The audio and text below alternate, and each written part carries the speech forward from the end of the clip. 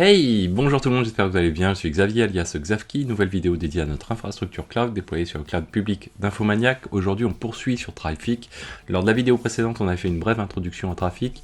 Aujourd'hui on va voir comment on l'installe et comment on met en place le dashboard Trafic. On va commencer à parler de différents petits sujets qui viennent avec tout ça pour faire évoluer finalement notre infrastructure. Donc si on se rend dans le terminal, vous voyez, j'ai relancé l'infrastructure qu'on avait précédemment. Alors j'ai fait un petit destroy parce que j'avais fait un petit test, mais on a notre infrastructure qui tourne. Donc si on se rend sur notre interface graphique du cloud public, qu'est-ce qu'on a? Bah voilà, alors je suis sous VPN, hein, mettez vous bien sous VPN, hein, c'est hyper important. N'hésitez pas aussi également à me dire en commentaire où est-ce que vous en êtes au niveau consommation. Donc on a toutes ces machines qui tournent, et nous ce qu'on va faire, bah, c'est on va chercher à avoir une machine Trafic en plus. Alors on va la faire revenir après. Vous allez voir que du coup derrière vient plusieurs petits sujets. Souvenez-vous, quand on avait parlé du VPN, on avait dit qu'il n'y avait que deux machines avec des IP publics. Bah, ça tombe bien, Trafic c'est la deuxième machine avec une IP publique. Alors aujourd'hui on va laisser on va dire dynamique cette IP, donc elle est variable. On va voir dans la prochaine vidéo comment on fait pour la fixer, parce qu'aujourd'hui on va vraiment se cantonner à l'utilisation de Trafic, ces rudiments plutôt élémentaires. Alors pour faire ça, on a quand même des petites évolutions à faire. Pourquoi? Parce que tout simplement on est passé à côté de 2-3 petits éléments. Donc si je reviens ici, consommer, voilà, comme ceci, code. Alors n'oubliez pas non plus de sourcer votre OpenRC, ça on en a déjà bien parlé. Si on se rend ici dans Terraform, VPN, souvenez-vous, donc on a les security groups, et dans les security groups, on a notamment le security group qui se nomme proxy, et qu'on avait dédié à notre proxy pour faire alors, où est-ce qu'on est là? Non, on n'est pas sur proxy, là, ici, voilà, on va trouver proxy qui doit être juste derrière, voilà. On a proxy qui supporte deux rôles, la règle 80-80 et 443. Mais qu'est-ce qui se passe sur le remote IP prefix? Ce qu'on a fait, c'est qu'on a adapté ça à notre réseau interne. Nous, le proxy, pour l'instant, on l'a utilisé nulle part, et le but, c'était vraiment de le dédier à notre trafic. Notre trafic, comme je vous disais, il a besoin de communiquer avec l'extérieur. Donc on va faire évoluer cette règle, et là, ce coup-ci, on va l'ouvrir large, hein. Il n'y a pas trop le choix, finalement.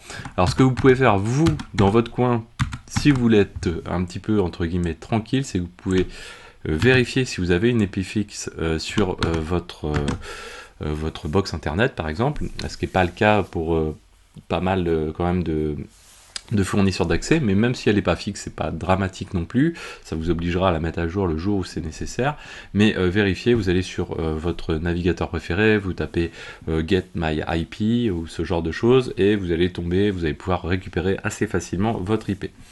Moi je vais pas vous le faire, j'ai pas envie non plus de vous la montrer ouvertement. Donc derrière là on va ouvrir très large. Vous auriez pu mettre votre IP ici en /32 par exemple, de manière à être beaucoup plus restreint. Alors ça c'est la première chose.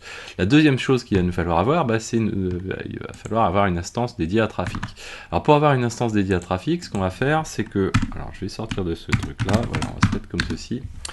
Hop, on va donc repartir sur notre module d'instance, souvenez-vous, et on va en créer un dédié à Trafic, hein, pour créer une instance supplémentaire. Donc on va se rendre dans infrastructure ici, et puis on va faire un nouveau fichier, on va l'appeler par exemple 02, instance Trafic, comme ceci, .tf toujours, et on va coller nos éléments. Donc le module il s'appelle Trafic. Donc on fait appel à notre module d'instance, on veut qu'une seule instance, et le nom ça va être Trafic, donc du coup rappelez-vous, hein, ou sinon reportez-vous vraiment à la vidéo dédiée au module, nous, comme on prévoit d'avoir une à n instances, et bien l'instance elle s'appellera Trafic 1 finalement. Ici, au niveau de nos security groups, on est sur consul, SSH internal, default, souvenez-vous, on en a parlé lors des vidéos précédentes, node exporter et surtout proxy cette fois-ci. Qu'est-ce qu'il nous faut également? Il va nous falloir alors à peu près la même chose que sur les autres instances, si ce n'est qu'il nous faut une IP externe en fait. Donc on va faire référence du coup à notre external ID, external name au niveau du network, et on va aller mentionner public floating IP à true. Donc ça c'est important.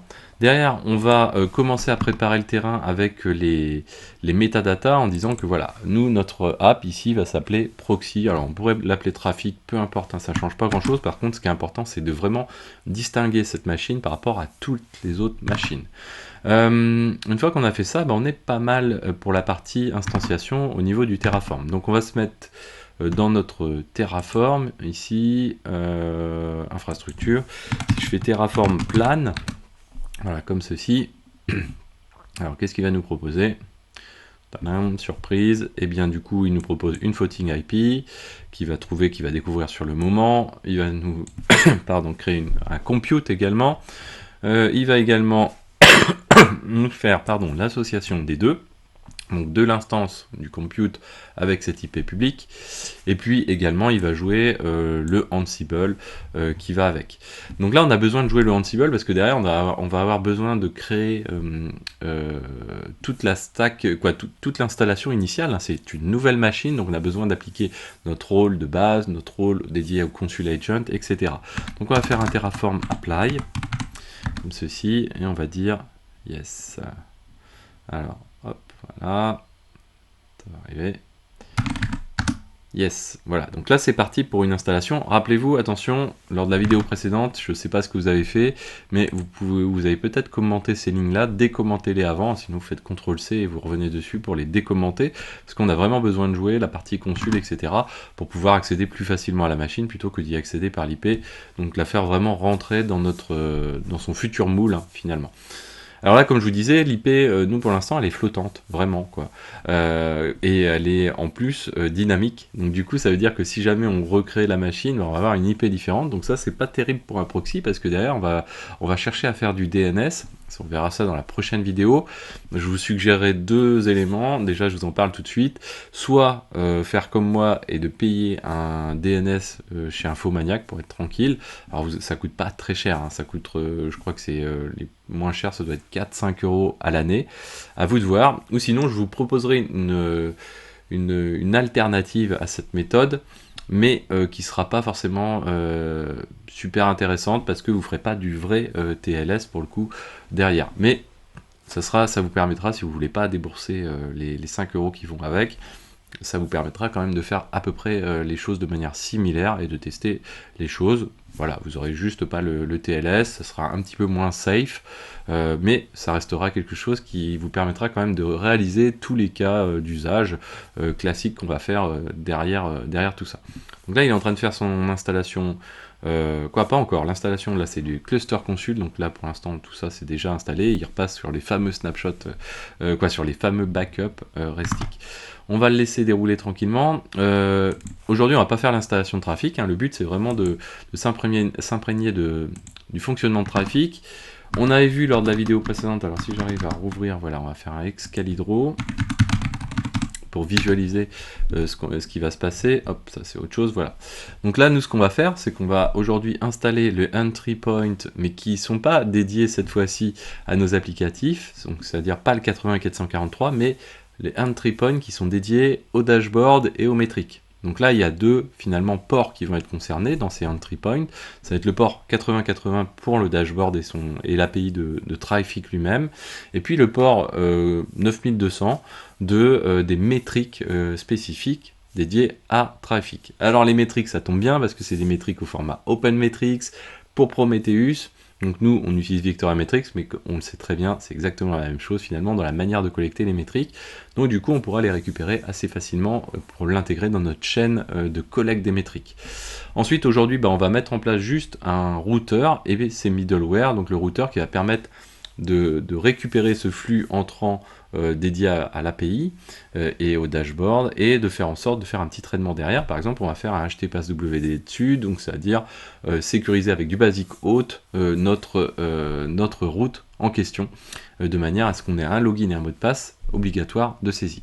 Dans la prochaine vidéo, ce qu'on fera, c'est qu'on verra comment on rajoute ici ces services-là et comment on intègre un DNS d'entrée ici, vous voyez, pour pouvoir gérer cet élément-là, comme je vous le disais, avec une suggestion qui va être soit du fonctionnement sans nom de domaine que vous achèterez, soit avec un nom de domaine si vous souhaitez l'acheter, en tout cas le louer un temps donné. Alors, Donc là, l'installation, elle doit être passée sur Trafic, normalement, à un moment donné. Hop, pas encore, on dirait. On va attendre encore quelques secondes. This node does failing. Non, ça c'était la fois d'avant, si je dis pas de bêtises. On peut checker où est-ce qu'on en est. Ce qu'on va faire, c'est qu'on va prendre sa petite IP. Hop, on va rafraîchir ici. Hop, donc lui, il est comme ceci. Trafic 1, SSH. Donc là, nous, on va y aller avec Pestel, normalement. Ça doit fonctionner, voilà. Ah, yes, c'était une IP qui a déjà été utilisée, mais il n'y a pas de souci, ça va fonctionner quand même, voilà. Ah, on n'a pas encore notre public key dessus, ça veut dire que le Ansible n'est pas passé dessus. Alors, j'ai fait une erreur. Voilà, donc là il a terminé et j'ai rien du tout. Pour qui, pourquoi? Tout simplement, et oui, ça tombe bien plutôt de la faire cette erreur-là, c'est de se dire que quand on a le Ansible ici, il ne faut pas oublier les dépendances. Et là, on n'a pas ajouté notre module trafic ici, qui est dédié du coup à attendre que l'instance trafic soit bien up au tout début pour lancer les Ansible. Sinon, derrière, ça veut dire qu'il va bypasser les Ansible parce qu'il va considérer que la machine n'est pas joignable. Il va faire un SSH dessus, il va faire ah non, de toute façon, c'est pas joignable, donc je skip et je fade juste pour cette instance là. Donc il a continué à dérouler finalement. Donc là on fait le apply directement, on relance les choses et vous allez voir que cette fois-ci il va prendre le trafic. C'est vrai que j'aurais pu être plus attentif quand on l'a lancé. Alors donc waiting compute, vous voyez, hop. Donc là il est parti sur trafic, voilà. Alors en plus trafic était déjà up normalement, donc là finalement il a pas eu beaucoup à attendre, hein. Il s'est lancé juste directement, voilà, et il va faire l'installation des users. Alors, trafic, donc nous, on va s'intéresser uniquement à cette partie-ci. Pour la partie dashboard, comme je vous disais, vous allez voir le dashboard, pour les gens qui ne connaissent pas de trafic, c'est vraiment quelque chose d'assez sympa, visuel et très très cool. Trafic derrière, donc nous on va regarder, mais on va utiliser donc la dernière version de trafic, qui est la version... Alors il y a des petites évolutions, nous on va notamment tester tout à l'heure le IP Hello, ou Hello IP, je ne sais plus très bien dans quel ordre. Derrière, il dépend, c'est des choses qui ont évolué au fur et à mesure avec des deprecated sur les anciennes versions plus historiques. Donc nous on va être sur la 2.11.0, celle-ci. Donc vous voyez, il y a pas mal de petites choses qui ont évolué, hein. Derrière, il y a des fixes également, bien sûr. Il faut suivre les versions, c'est quelque chose qui est assez important.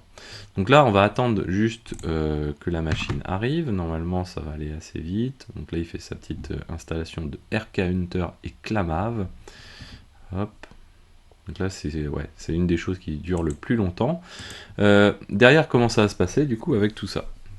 Donc on va mettre en place nos répertoires trafic, donc le répertoire de configuration /etc trafic, mais vous pouvez très bien l'adapter puisque derrière ça va être vraiment un service systemd où c'est nous qui allons définir la ligne de commande et où on va trouver les fichiers de config. Donc ça on peut le faire vraiment custom.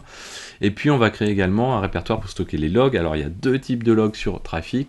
Premier type de log sur trafic, et ça c'est assez courant sur les load balancers ou sur les reverse proxy, c'est ce qu'on appelle les access logs ou les error logs. Les access logs, c'est les logs d'entrée, hein, avec les différentes traces d'éléments qui vont avec, c'est-à-dire les IP, user agent, etc., qui viennent taper en client sur le serveur proxy HTTP, ou proxy plus exactement, reverse proxy.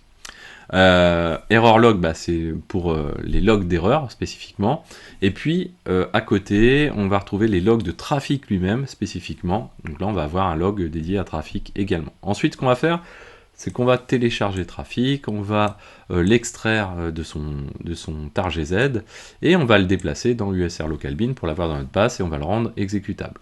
Alors lui ça doit avancer gentiment. Donc là il est sur Restic, il est toujours sur les masters, mais il va attaquer les agents, et quand il aura fait les agents, on pourra déjà se rendre sur la machine et commencer.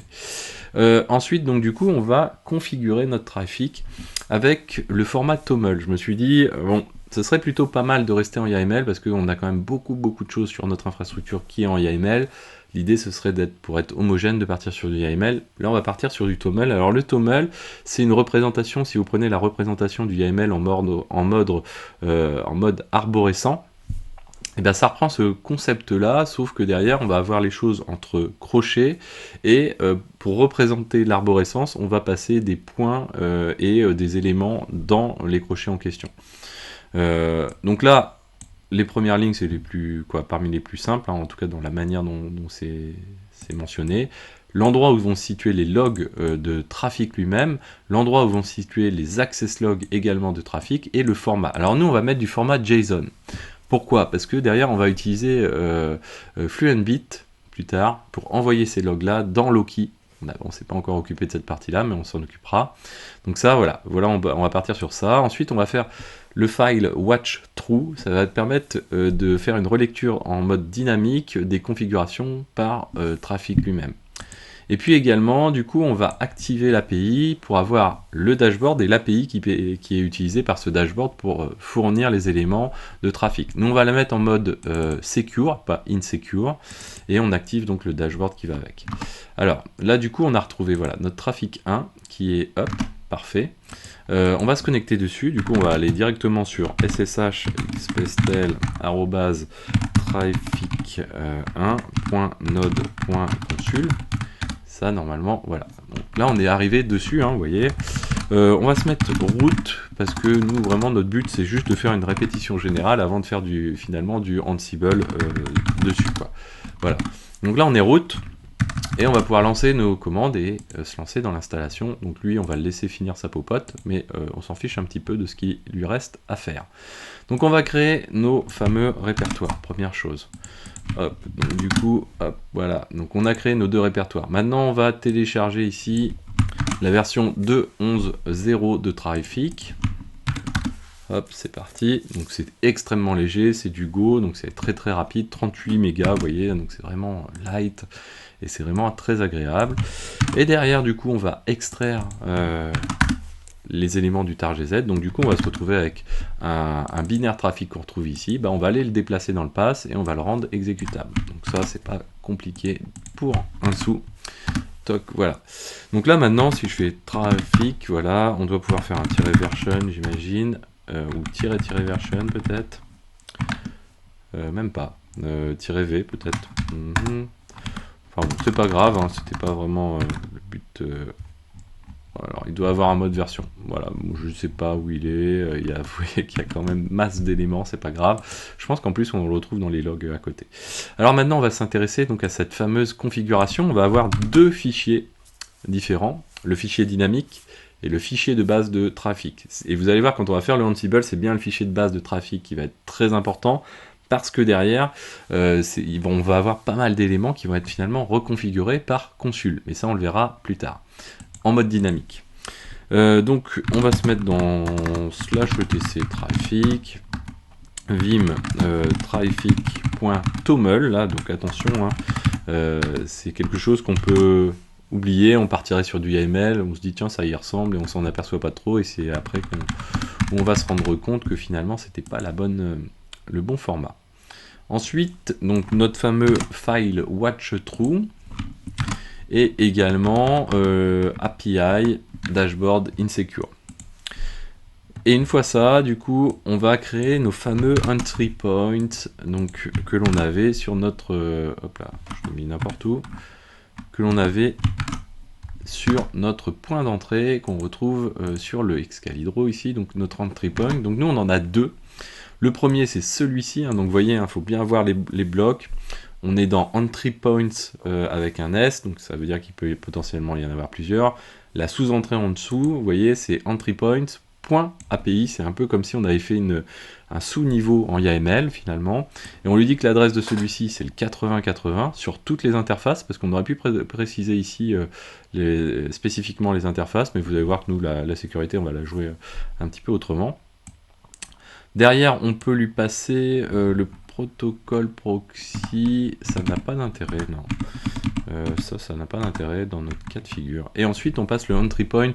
Vous lui donnez le nom, Metrix. Hein. Les noms qui sont là sont vraiment pas forcément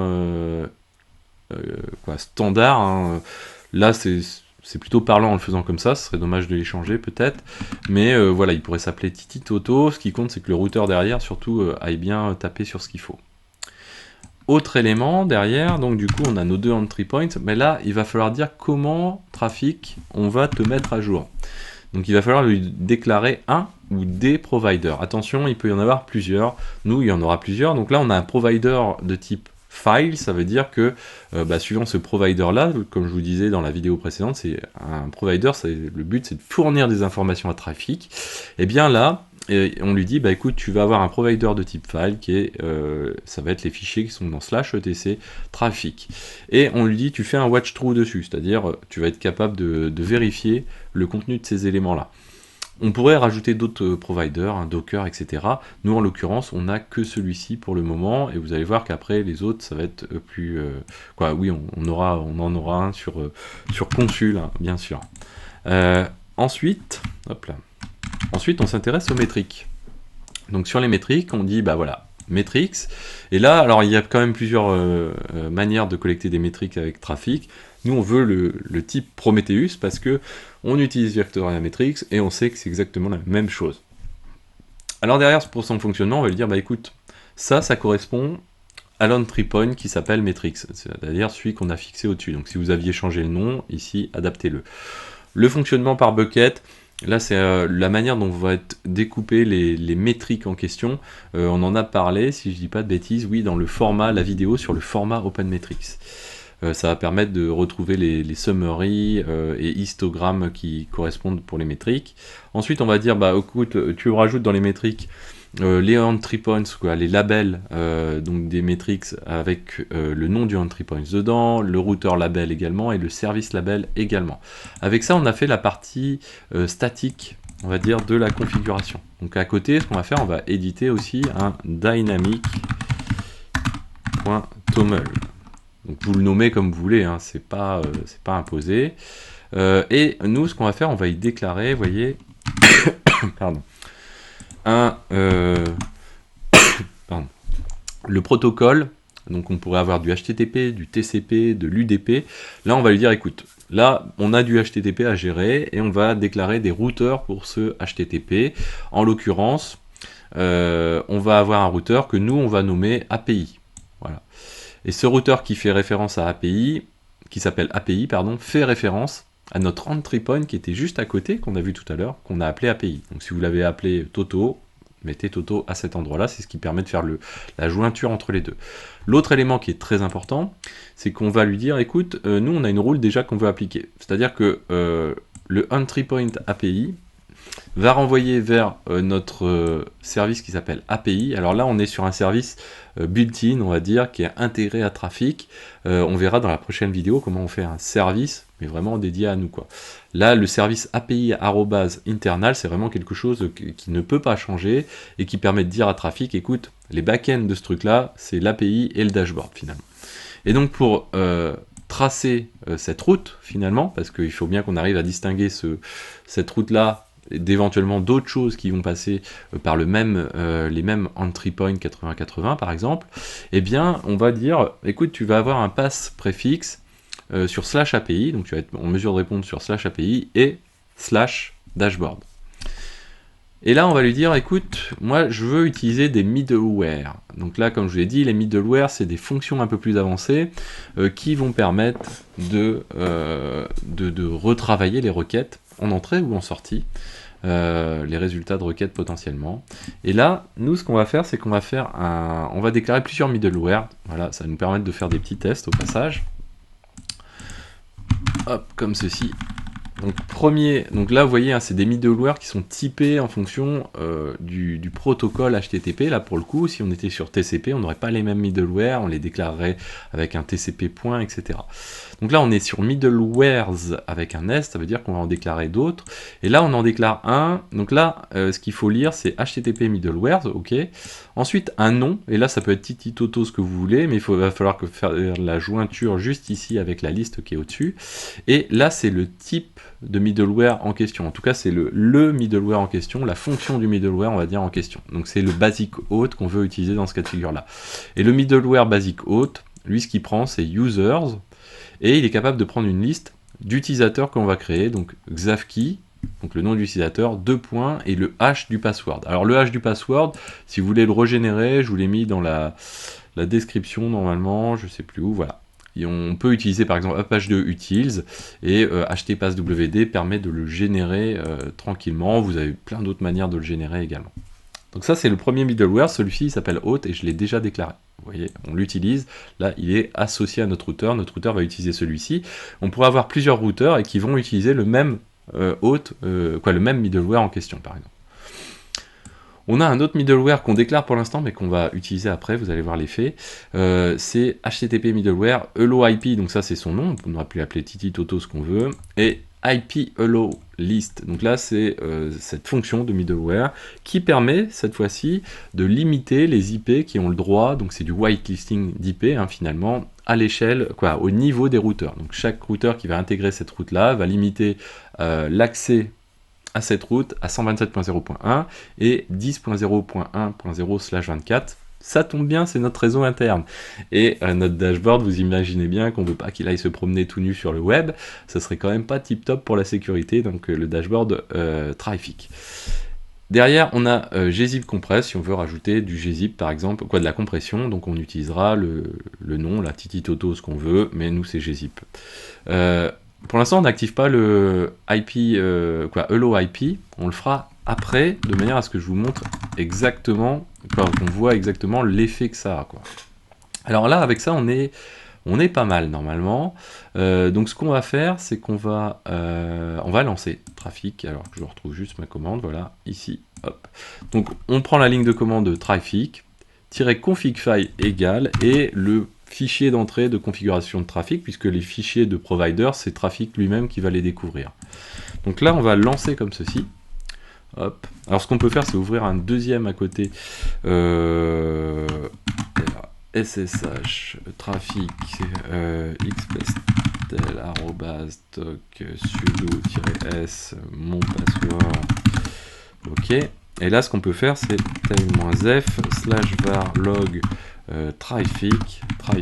Donc là, c'est les logs de trafic spécifiquement. Bon, il nous dit il n'y a pas l'air d'y avoir d'erreur. Et puis, on a les access logs également à côté. Access log, voilà. Donc là, pour l'instant, il n'y en a pas, puisqu'en fait, il n'y a personne qui a tenté d'accéder à notre trafic. Alors là, du coup, qu'est-ce qu'on peut faire? Donc on va fermer ça. On va le laisser ouvert celui-ci. On va donc taper sur notre trafic 1, node consul, et là, on va taper sur le port 2.8080 / et on a dit dashboard pour la route en question. Donc on le lance, et là, qu'est-ce qui se passe? Paf, on tombe sur le dashboard de notre trafic. Donc ça, c'est cool. Vous voyez que finalement, on a nos éléments récapitulatifs. Donc on retrouve nos deux entry points qu'on a déclarés, le entry point API, le entry point métrique. Si j'en rajoutais un autre, il viendrait s'afficher. On peut très bien le faire ici. Si je fais hop, vim, on était dans trafic du coup. Et là, si je veux rajouter un autre entry point, on va dire hop, comme ceci, je vais l'appeler Xavki, voilà, un nom qui va pas être parlant, et je vais l'appeler, je vais le mettre sur 9999, voilà, comme ceci, toc, voilà. Et là, si je le lance, hop, c'est parti. Derrière, si je rafraîchis cette page-là, alors normalement il sera rafraîchi en mode dynamique quand on a des modifications. Vous voyez, ici j'ai bien le entry point qui est venu s'ajouter. Derrière, au niveau des routeurs, j'en ai pas des masses. Et derrière, vous voyez qu'on retrouve ici les protocoles en haut, HTTP, TCP, UDP. Si je vais sur HTTP pour visualiser les routeurs que j'ai potentiellement derrière, je vais retrouver ici l'ensemble des éléments que j'ai déclarés, notamment le pass préfixe. Je vais zoomer un peu, voilà, sur API Dashboard et celui sur Metrix. Donc ça veut dire que sur Metrix, normalement, c'est vrai que je ne l'ai pas checké, lui, hop, on va se mettre ici, /Metrix, mais sur le port 9200. On est dans notre réseau interne, toujours, comme ceci, et vous voyez qu'on a bien nos métriques qui ressortent, et là, petit à petit, on a les hits qui viennent sur notre reverse proxy, qui viennent s'alimenter ici. Derrière, si on continue comme ça, vous voyez qu'on a, là, on est au niveau des routeurs, on a aussi les services, et on a aussi les middleware. Donc les services, si on prend notre service par exemple dashboard ici, si je clique dessus, je suis capable de voir qu'il vient d'un provider de type, alors si on survole, normalement il nous le met, ouais, là il ne l'a pas mis, des fois il nous le met, de type file quoi en fait. Donc là on retrouve ici, voilà, type file, on retrouve les éléments. Et ensuite, si on va sur les middleware, bah, on retrouve notre hello IP, auth, et gzip, je crois que même... Donc là, il nous dit le provider, et ici, hop, donc on sait que c'est un fichier, donc c'est un file. Et si on prend auth, par exemple, bah, on voit que lui, il est utilisé ici. Alors, pourquoi il me l'a pas demandé? Tout simplement parce que j'y ai accédé déjà avant la vidéo, et qu'il a dû garder les cookies en question. Alors, on va faire comme ceci, toc, toc, toc, voilà. Donc là, il nous demande les éléments, moi c'était xavkey, hop, voilà. Et là, on a réussi à se connecter. Donc, du coup, on a déjà un premier niveau de sécurité. Alors, autre élément de sécurité qu'il faut avoir en tête, c'est le fameux Hello IP qu'on n'a pas encore utilisé. Alors, démonstration, nous, ce qui se passe à l'heure actuelle, c'est que si j'essaye d'y accéder, hop, comme ceci, hop, donc je prends mon IP public. Là, tout à l'heure, on était sur l'IP interne. Donc du coup, je suis sous mon VPN. Donc effectivement, ça a du sens que ce soit autorisé globalement. Là, si je prends l'IP public, j'arrive pas à y accéder. C'est normal, puisqu'en fait, si je me rends dans mon security group, là, on va faire volontairement l'effort de rendre accessible le port 8080 de l'extérieur sur notre règle proxy ici. Donc notre security group proxy, vous voyez que là pour l'instant on n'a que le 80 et le 443. Alors je vais faire volontairement quelque chose qu'il ne faut pas faire, hein, puisque je vais autoriser le 80-80. Donc on va autoriser le 80-80 pour toutes les IP du coup. Donc si je le rajoute ici, ce qu'il faut mieux éviter de faire, et là je vais rafraîchir, hop, qu'est-ce qui... hop, alors j'ai rafraîchi mais j'ai loupé. Hop, voilà, 2 points. 80-80 slash dashboard, voilà. Pouf.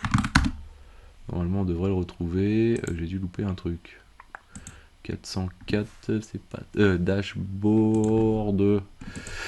Effectivement, si on fait des typos, ça va pas. Donc là, bah, il me demande quand même mon htaccess, passwd. Donc j'arrive à y accéder. Alors ça, c'est pas terrible hein, quand même de pouvoir y accéder encore aussi facilement que ça. Le htpasswd, c'est pas une garantie de grand chose. Et bon, l'ouverture du flux, voilà, on peut largement s'en passer. Nous, comme je vous disais, le but c'est d'y accéder en VPN. Mettons qu'on souhaite faire ça.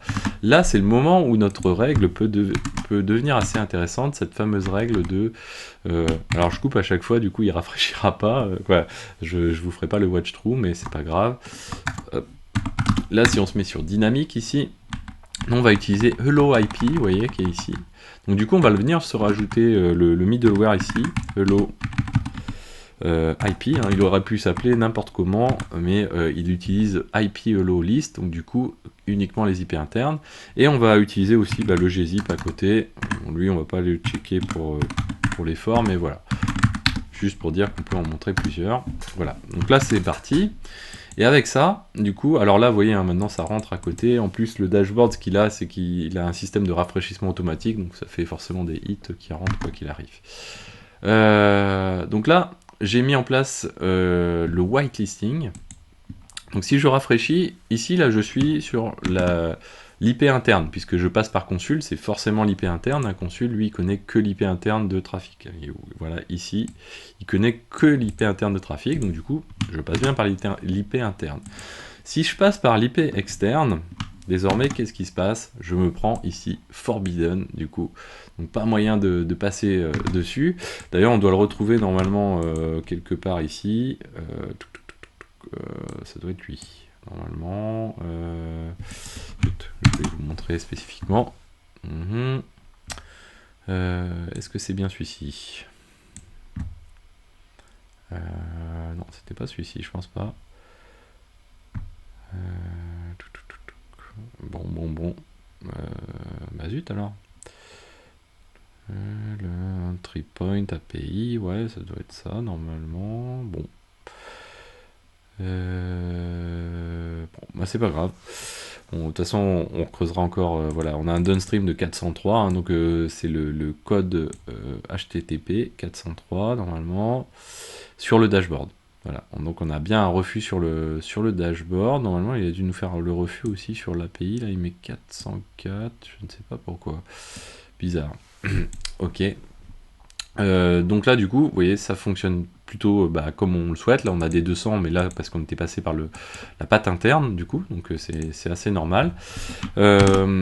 Voilà le principe de fonctionnement de Consul. Donc là, si on avait voulu tester l'édition, on pourrait rajouter à la volée les modifications qu'on a vues tout à l'heure directement dans les fichiers. On a le watch true qui fonctionne. Alors je vais vous le faire vite fait. À l'heure actuelle, donc du coup, juste pour vérifier l'avant-après, on a un middleware Hello IP qui est utilisé sur notre routeur ici, donc du coup sur ce routeur là, normalement on va le voir, voilà. Ici on voit donc le on-trip-on qui correspond à notre routeur, les middleware qui sont déclarés pour lui. Ce qu'on va faire, c'est qu'on va faire une édition vim/etc traffic dynamique, et on va aller virer notre low IP et notre... on va aller virer juste le low IP, voilà, comme ceci, hop, voilà, enregistré, toc. Donc là, normalement, il devrait se mettre à jour tout seul, même l'interface graphique se rafraîchit automatiquement également. Voilà, donc vous voyez que ça a sauté, hein, donc du coup on a plus le low IP, et pour autant j'ai pas relancé le service qui est là à côté. Donc ça c'est vraiment une force aussi de trafic, c'est le reload à chaud, c'est assez pratique. Donc du coup, si on enlève le Hello IP, hein, faut pas oublier non plus de se dire ici le 80-80, no way, il n'y a pas moyen. Donc celui-ci, on delete, voilà. De toute façon, ça fait partie des règles que l'on a poussées avec Terraform, mais méfiance, puisqu'en fait, comme cette règle-là, on vient de l'ajouter à la main, Terraform n'a pas connaissance qu'il y a une règle qui a été ajoutée, et donc du coup, il ne va pas être tenté de la supprimer. Donc il va pas, il est capable juste de manager ce que lui-même a déployé. Donc ça c'est important à avoir en tête, parce que là ce qu'on aurait pu se dire, bon bah ok, Terraform va remettre le truc d'équerre, on fait Terraform apply et puis on regarde, on vérifie peut-être pas. Non non, la règle elle va rester parce que c'est pas Terraform qui l'a créé. Donc ça c'est quelque chose qui est aussi important à avoir en tête sur le principe de fonctionnement. Là vous voyez ici ça tourne dans le vide, parce que de toute façon on ne peut plus y accéder au port 8080, et ici on accède toujours à nos données, à nos métriques, on verra qu'on va pouvoir le collecter. Voilà, donc j'espère que cette vidéo vous a plu. Trafic, je trouve vraiment l'outil très très intéressant, très pratique. On verra dans la prochaine vidéo comment on génère nos certificats TLS pour le coup, et vous allez voir que ça va être extrêmement sympathique. Voilà, j'espère que cette vidéo vous a plu, n'hésitez pas à la partager, mettre des pouces bleus, commenter, abonnez-vous si ce n'est pas déjà fait pour ne pas manquer les prochaines vidéos, allez visiter la chaîne, il y a plus de 1600 vidéos sur la chaîne, et vous avez également la playlist dédiée à Trafic qui est déjà existante depuis un certain temps. Voilà, ciao à tous.